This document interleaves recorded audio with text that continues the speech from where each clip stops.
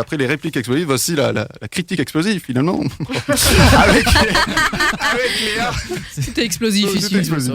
Puisque c'est le moment de ta critique ciné, cette semaine tu es allé voir seul. Ah ouais, je veux le voir. Tout à fait. Il y avait personne. Voilà. Et bon lancement bien sûr.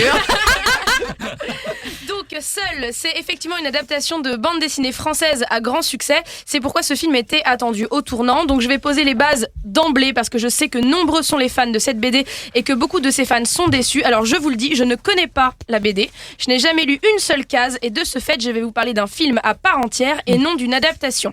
Et dans tous les cas, je pense que c'est une démarche bénéfique pour ce film parce que la rencontre du 7e et du 9e art est souvent inférieure ou égale à 0.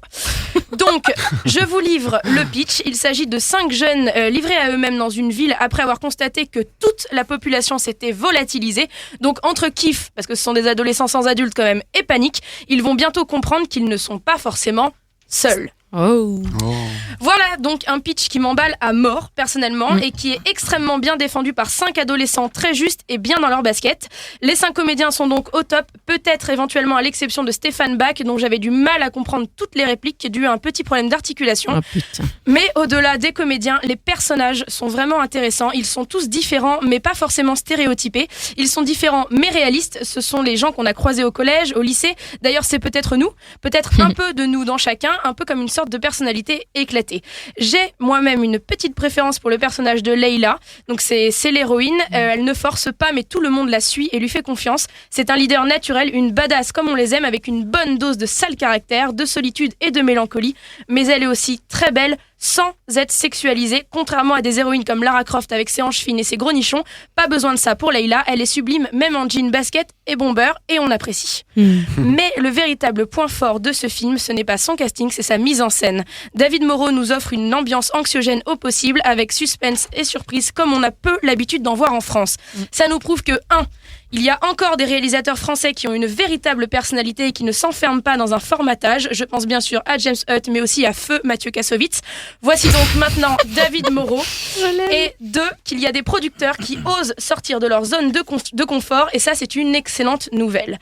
L'image, en général, est monstrueuse. La photographie est sublime. Les cadres sont maîtrisés. Alors, attention, on se dit que c'est la base quand même quand on fait un film, de maîtriser ses cadres. Ouais, mais non.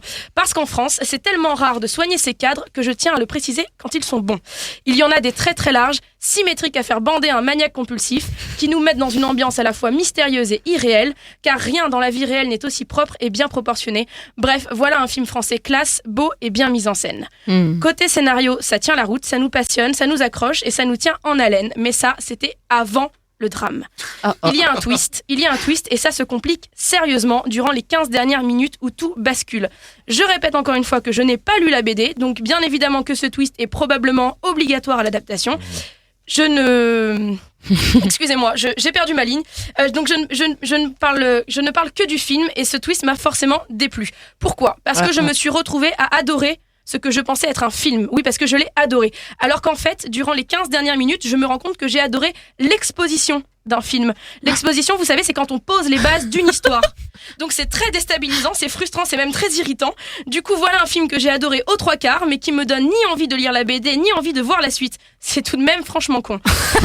Enfin bon, au final, même si je sors déçue du dénouement, j'applaudis un film à la hauteur de ce que devrait être le cinéma de genre et le cinéma français en général. C'est-à-dire ambitieux, culotté et maîtrisé. On n'a plus qu'à prier pour qu'Hollywood ne nous pique pas notre pépite. Et pour ça, il faut aller voir en masse le film. Il faut qu'il marche ici, en France, pour assurer David Moreau qu'il n'est pas seul. Ouais.